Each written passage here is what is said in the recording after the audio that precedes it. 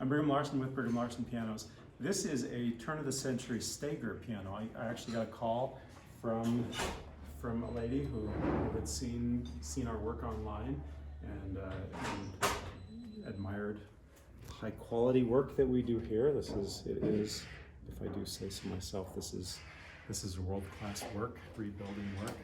And she saw it and she said, I am the great-granddaughter or the great-great-granddaughter of Steger, of this guy that built these pianos in Chicago, in a suburb of Chicago. It's actually called Steger, Illinois. Still to this day, it's called Steger, Illinois. It was a piano building company town, and still, if you look on the Steger city website, you can see their, what do you call it, their logo, or I'm not sure what you call it for a city, but it has a piano on it as kind of their main, I guess, founding economy for Steger, Illinois.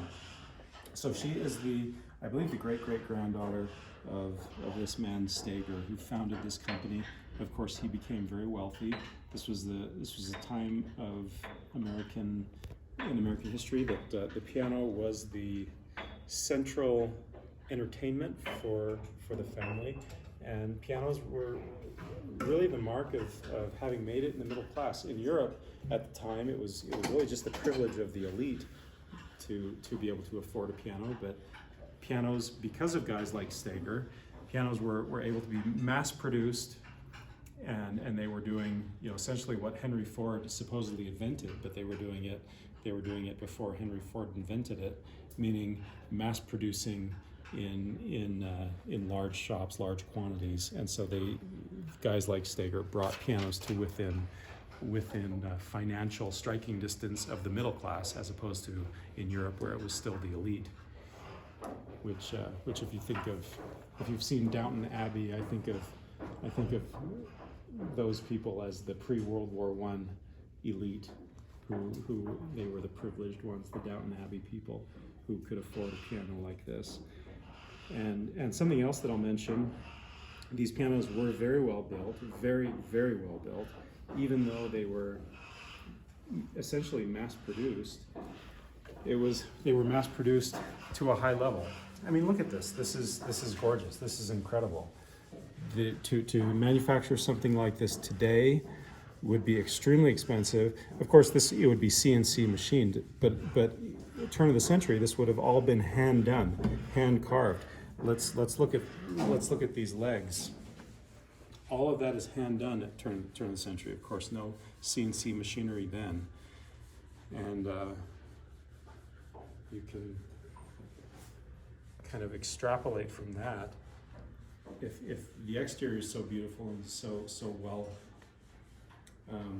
executed, you can extrapolate the inside is also as well built. And sure enough, as a seasoned piano technician of almost 30 years, I can absolutely testify that this piano is as well built on the inside as it appears to on the outside.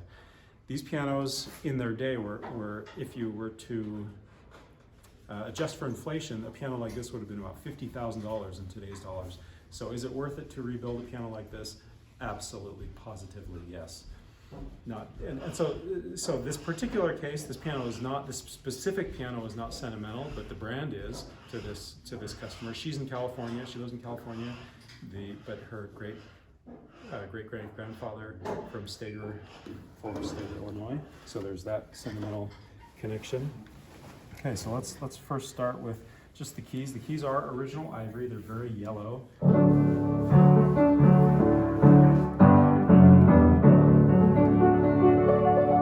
Terribly out of tune, and I think well, that obviously sounds terrible.